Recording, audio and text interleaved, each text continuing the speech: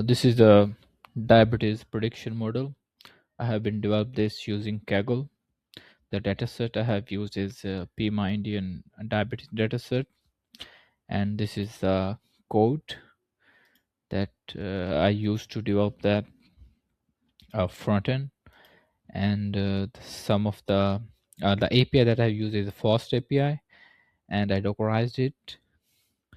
So here is a frontend. These are all the entries that we are going to use to predict whether the person has the diabetes or not. So these are the low values. On low we can run the assessment, and they're like for the high we can run the assessment is high, and on low we can just put our all the assessments over low.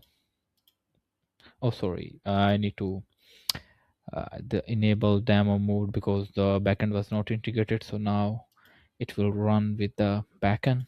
So on a low you can see there's a zero diabetes prediction. On medium we can run the assessment and it will show the all entries will be changed according to the selected, like medium or high. On the high we can run the assessment and it is 77%.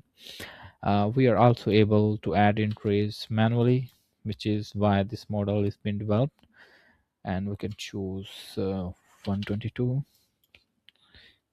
22, insulin could be 170, age could be 34, and it is on the medium side.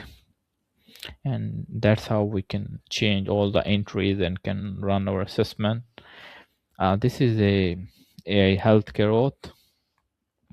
My promise to humanity in a healthcare work is to build with compassion, protect privacy, and use intelligence to save lives, reduce suffering, and expand access to better care of everyone.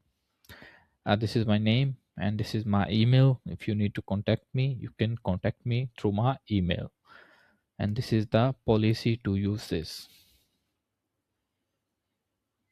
And if you need further more information, please contact me. Thank you.